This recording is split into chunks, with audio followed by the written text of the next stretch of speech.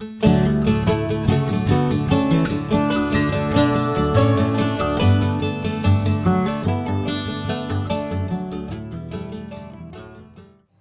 पहले आप सभी को मेरा प्यार भरा नमस्ते और बताइए कैसे हैं आप। तो आजकल मैं अपने मायके बड़कोट अपने पिताजी के घर आई हुई हूँ। तो मैं अकेले नहीं आई हुई हूँ, मेरे साथ दीदी भी आई हुई थी।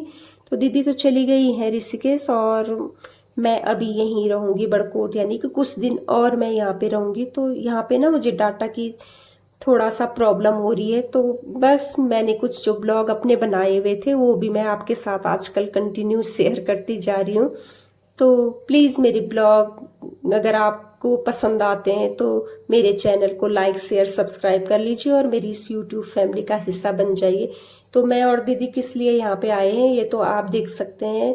तो दीदी छत के ऊपर आई हुई हैं और जो इस समय हमारे छत की हालत है वो तो आप देख ही रहे हैं। तो काफ़ी ज़्यादा ना इस समय सीलन हो गई है हमारे घर में। और 2 साल पहले जब हम आए थे ना तो उस समय हमारे घर में ना तो सीलन थी और ना ही इस तरह की कोई काई जमी हुई थी। इस साल पता नहीं क्यों इतनी ज़्यादा काई और सीलन हो गई है।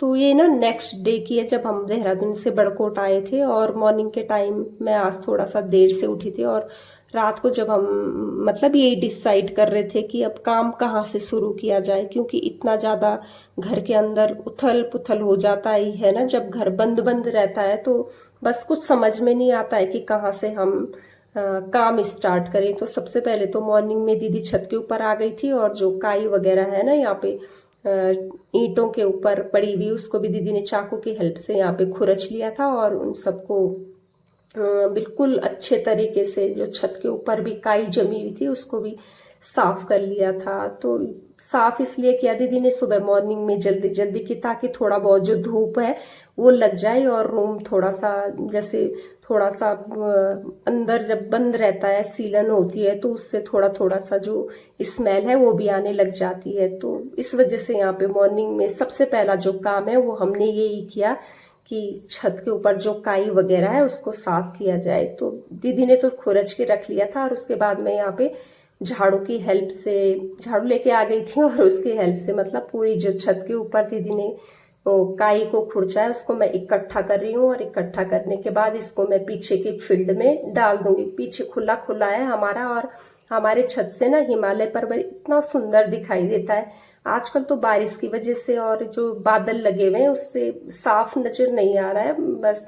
और मौसम भी कुछ ऐसे ही हो रहा है, उसी समय धूप आ रही है और उसी समय ना बारिश हो जा रही है। तो बस ये सारा काम निपटाने के बाद मैं यहाँ पे नहाने के लिए चली जाऊंगी, मतलब अपना फ्रेश वगैरह हो जाऊंगी। और बस यहाँ पे जितना भी कूड़ा कबाड़ा मैंने यहाँ पे झाड़ू लगा लिया था छत के ऊपर वो सब साफ करने के बाद थोड़ा सा हमने यहाँ पे अपना लंच वगैरह करके रेस्ट करके, शाम का टाइम हो रहा है यहाँ पे और हम दोनों बहनें जा रही हैं अभी मामी जी के घर। क्योंकि दिन के टाइम ना मामी हमारे घर आई हुई थी और मैं किचन में सफाई का काम कर रही थी तो मैं नहीं मिल पाई थी मामी से, और दीदी तो मिल गई थी तो मैं नहीं मिली। तो आज हम मामी जी के घर जा रहे हैं।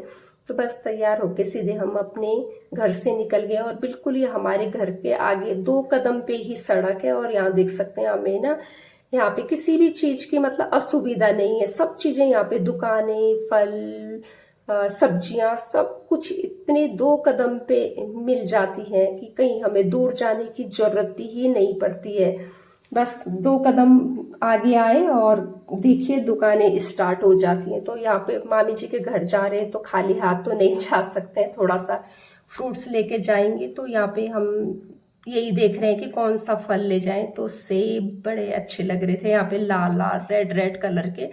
तो मैं भैया से ये कह रही थी कि ये सेब मतलब कहाँ से मंगाए हैं आपने। तो भैया यहाँ पे कह रहे हैं कि ये हमने मोरी ब्लॉक से मंगाए हैं, बहुत टेस्टी और रसीले सेब होते हैं ये। तो बस यहाँ पे हमने थोड़े से जो फ्रूट वगैरह है वो ले लिए थे, सेब लिए थे हमने, बाकी नहीं लिए थे।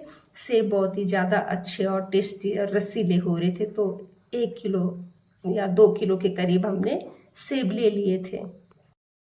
हमारी मामी आ गई है तो लीजिए आप हमारी मामी से चाबी। मामी तो मिली ना मुझे। पहुंच गए हम यहाँ पे मामी से मिलने के लिए उनके घर। तो भाभी से पता चला कि मामी घर में नहीं है, वो अभी अभी ना घूमने के लिए निकल गई हैं आईटीआई में। तो आईटीआई ना पास ही में है, ज़्यादा दूरी पे नहीं है। तो भाभी यानी कि मामी के बहू और बेटे यहीं रहते हैं मार्केट में। तो मामी तो कम रहती हैं यहाँ पे मार्केट में, वो अक्सर ना गांव में ही रहती हैं। और जब उनको कभी ये पता चलता है ना कि हम लोग यहाँ पे आए हुए, तो हमसे मिलने के लिए वो जरूर आती हैं।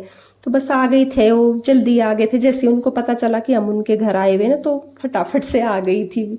और यहाँ पे भाभी ने हमारे लिए चाय वगैरह बना के रख ली है, और बस हम यहाँ पे चाय पी रहे हैं और पुरानी बातें नई बातें वही हम यहाँ पे हंसी मजाक कर रहे हैं। और मामी यहाँ पे ये भी बोल रही थी मेरे से कि मतलब मुझे सब कुछ पता चल जाता है, मैं तेरे ब्लॉग को देखती हूँ। और तो इसमें ये बोलती है कि मैं आज कढ़ी बना रही हूँ, मैं आज ये बना रही हूँ। तो हम यहाँ पे खूब हंस रहे हैं, हम मतलब इस तरह की बातें कर रहे हैं।